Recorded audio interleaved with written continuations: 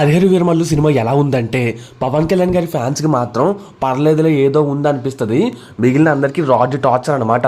అరే ఏంట్రా బాబు, ఎందుకురా ఈ సినిమా వచ్చింది అన్నట్టు అనిపిస్తుంది అనమాట. ఇంత డబ్బులు పట్టి ఇంత ఖర్చు పెట్టి వెళ్ళాం, నిజంగా చిరాకు దొబ్బింది. చెప్తున్నాను కదా. First of all basic story plot ఏంటంటే, హీరో గోల్కొండ దగ్గర నుంచి ఢిల్లీ వరకు ఒక వజ్రాన్ని దొంగతనం చేయడానికి తను చేసే జర్నీయే సినిమా అనమాట. దీంట్లోనే రకరకాల క్యారెక్టర్స్ ఎంటర్ అవుతాయి. ఆ క్యారెక్టర్స్ ఏంటి, హీరో చివరికి కోహినూర్ని సాధించాడా లేదనేది ఈ పార్ట్ 1లో చూపించారు. పార్ట్ 2 బ్యాటిల్ ఫీల్డ్ అంట, దాంట్లో చూపిస్తారట అసలు యుద్ధం ఇదంతా. మరి పార్ట్ 1 ఎందుకు తీస్తారో మరి మూవీ టీం వాళ్ళకే తెలియాలి. అది బేసిక్ స్టోరీ ప్లాట్ భయ్యా. స్టోరీ అయితే ఎప్పుడో సినిమా మొదలైంది 2019లో కదా, అప్పటికి కొంచెం బాగానే ఉంది అనిపిస్తుంది. ఇప్పుడు ఆల్మోస్ట్ 6 years దాటిపోయింది. సో అంత కనెక్ట్ అయ్యేలా ఏమీ లేదు. అండ్ ఇంకా సినిమా చూస్తున్నప్పుడు చెప్పాలంటే స్టార్టింగ్ టైటిల్స్ దగ్గర నుంచి పవన్ కళ్యాణ్ గారి ఇంట్రడక్షన్ ఎపిసోడ్ వరకు కూడా మనం మంచి ఎంగేజింగ్గా కూర్చుంటాం. ఓకే, అండ్ టైటిల్స్ కూడా కొంచెం వెరైటీగా ప్లాన్ చేశారు, బాగుంది. అండ్ ఇంట్రడక్షన్ సీన్ కూడా ఓకే భయ్యా. ఆ తర్వాత నుంచి కూడా ఎటు నుంచి వెళ్తుందో మనకు అర్థమవుతుంది. చెప్తాను కదా. బట్ ఉన్నంతలో చెప్పాలంటే ఫస్ట్ హాఫ్ చాలా అంటే చాలా మెరుగు అనిపిస్తుంది. సెకండ్ హాఫ్ చూసిన తర్వాత సెకండ్ హాఫ్లో ఒకే ఒక సీన్ ఉంటుంది. ఆ సీన్ తప్ప మిగిలినంతా కూడా డస్ట్బిన్లో పడేయచ్చు, అంత దారుణంగా ఉందన్నమాట సినిమా.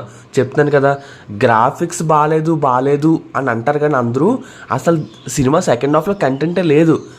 నాకైతే క్లియర్గా అర్థమైపోయింది ఏ సీన్స్ డైరెక్టర్ క్రిష్ డైరెక్ట్ చేశాడో అండ్ ఏ సీన్స్ జ్యోతి కృష్ణ డైరెక్ట్ చేశాడో నాకు క్లారిటీ వచ్చింది భయ్యా. సెకండ్ హాఫ్ మొత్తం రాడ్డు రంబాలంటే మీరు అర్థం చేసుకోండి. అండ్ గ్రాఫిక్స్ అయితే చెప్పక్కర్లేదు, పరమ చెత్త గ్రాఫిక్స్. అసలు చాలా సీన్స్లో పవన్ కళ్యాణ్ గారు యాక్టింగే చేయలేదు, వేరే డూప్ని పెట్టి మేనేజ్ చేసి విఎఫ్ఎక్స్లో ఆయన ఫోటోని అతికించారు భయ్యా ఫేస్ దగ్గర. అది అంత డీటెయిల్గా తెలిసిపోతుంది. మరి ఇంత భారీ బడ్జెట్ సినిమా, మేము 600 టికెట్ రేటు పెడుతున్నాం, ఇంత హడావిడి చేశారు. భారీ బడ్జెట్ సినిమా అన్నప్పుడు మినిమం బడ్జెట్ పెట్టాలి కదా విఎఫ్ఎక్స్కి. అబ్బే లేదు. మెయిన్ ఏంటంటే సినిమా కాన్సెప్ట్ బాగానే ఉంది, కాకపోతే వీళ్ళు సినిమా షూటింగ్కి ఎక్కువ టైం కేటాయించలేదు, గ్రాఫిక్స్కి సరిగ్గా టైం ఇవ్వలేదు. అండ్ పవన్ కళ్యాణ్ గారు కూడా సినిమాని ఎక్కువ పట్టించుకోలేదు, తెలిసిపోతుంది. సినిమా స్టోరీ సరిగ్గా తీసి ఒక పార్ట్లోనే తీసుంటే బాగానే ఉండేది. బట్ ఏంటంటే చెప్తున్నాను కదా, ఆయన షూటింగ్కి ఎక్కువ డేట్స్ ఇవ్వకపోవడం ఇది వల్ల మొత్తానికి ఇద్దరు డైరెక్టర్స్ మారడం వల్ల చెత్త అయిపోయింది. అండ్ సినిమాలో మ్యూజిక్ బాగుంది భయ్యా, 1-2 పాటలు పర్వాలేదు. కొన్ని సీన్స్లో ఏమీ లేకపోయినా ఏదో ఉందనిపించేలా చేసింది బీజిఎం అయితే.